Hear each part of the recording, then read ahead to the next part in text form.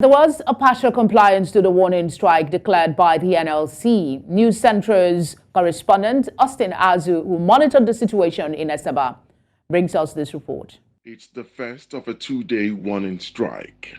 At the Federal Secretariat as well as the Federal Medical Center in Asaba, the entrances were wide open for their workers. Some of the staff were seen attending to their official duties in their various offices.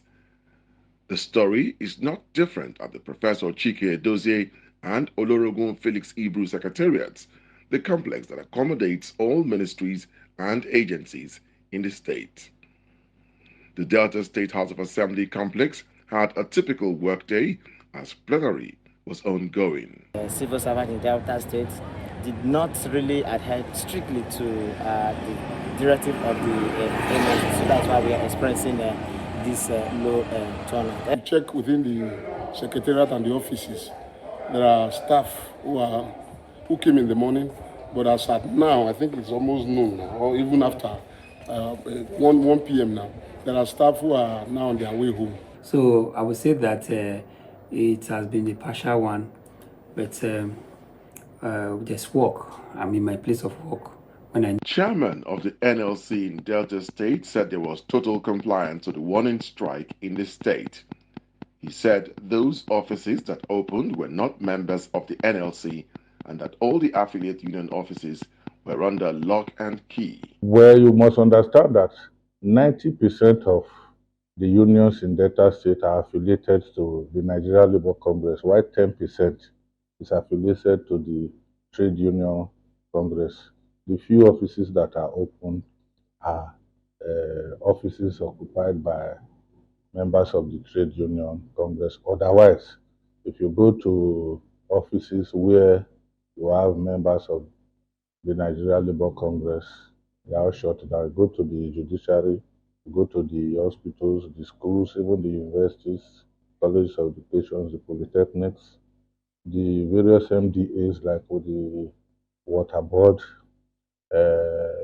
Ministry of Justice, and so on. They are all shut down. The two-day warning strike was NLC's response to the general hardship occasioned by the hike of petrol price due to the removal of subsidy on petrol. Let's now have a conversation on the back of these reports. We're joined now by Francis Chilaka, political analyst and social commentator. Good to see you again, sir. Thanks for giving us your time. Give us your candid and fair observation. What was the level of compliance with the strike, and is it, in your mind, achieving the purpose for which it was called? I would say that as of today, NLC has lost it because this strike is coming too late, and once something comes too late, it loses its steam, it loses the importance of what it's meant to achieve. And yes, I know in some parts of Lagos and some other states they participated in the strike, but I would say that at this point in time, it's not achieving what it is meant to achieve. They have the NLC that we have today is not the same NLC we used to have years back. We seem to have an NLC that is like a toothless bulldog. So it's I don't know. I just think Nigerians are indifferent with NLC. Nigerians are tired of being called out by NLC. Nigerians are tired of hearing of NLC embarking on 2 days warning strike, 1 day warning strike, and all of that. I think that when we really had NLC, they don't tell you of a warning strike. They just go on strike, and the people will support it. But these days Nigerians are like, it's all about for themselves.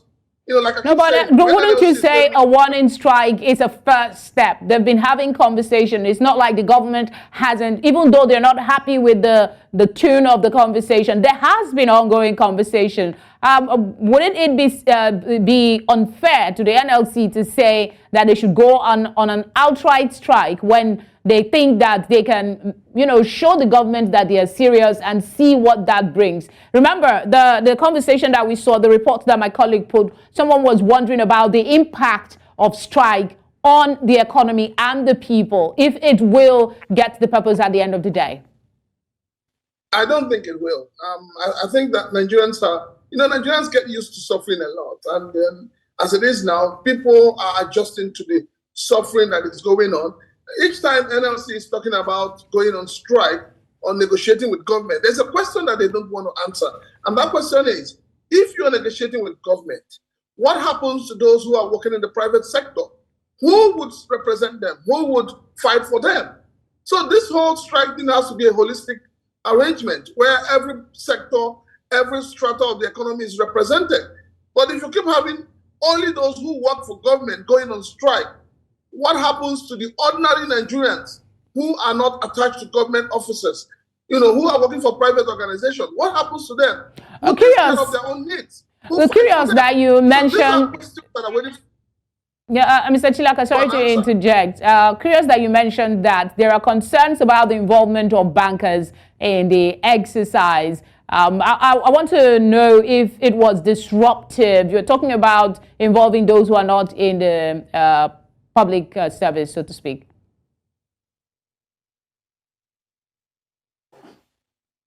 Well, I mean, yes, we always know that bankers are. I'm surprised that bankers are going on strike this time around. But then, with the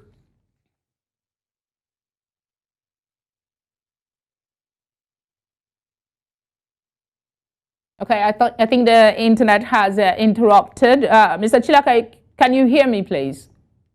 I can hear you, yes. Okay, go ahead. We lost you for a minute. So I'm saying that, now that bankers are getting involved in the strike, I'm trying to understand how will it impact on the economy, because everybody has gone more like everybody's doing an online transaction, cashless society, so it doesn't really affect anybody.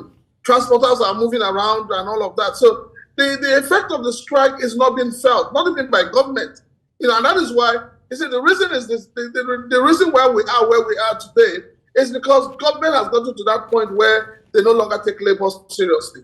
They believe that labor has lost its sting. So if you say, okay, you say they're not taking them seriously. So what would you say about some of the videos of some officials of the NLC enforcing the strike? Their behavior is being condemned by some, saying that maybe this should not be seen in this day and age from a body that's supposed to be representing the people. And then I'm trying to juxtapose that with you saying that they're not being taken seriously. If you want to have a strike and you want the Nigerian people involved, you don't need to come out of your way to shut it down. People will on their own shut things down when people believe in what you are doing. Unfortunately, most Nigerians believe that labor leaders, so to say, are fighting for themselves and not for the generality of Nigerians. And that's why people are not taking them serious. But if Nigerians begin to observe that, this fight is for the generality of Nigerians, I'm telling you, they will not need to go anywhere to force anybody to come out. We have just 30 seconds left, sir. I really apologize. We have just 30 seconds. So I'd like you to, in that 30 seconds, speak what happens after tomorrow. Do you expect that the government will have maybe an improved response to NLC's demands? I don't think so. I don't think the government will do anything. I think the government is just going on a free will. The government doesn't care what labor is saying. They just believe after these 2 days warning strike, everything will come back to normal. That's unfortunate, but we thank you very much for your contribution to Nigeria Tonight. And let's see what happens in the coming days. Thank you.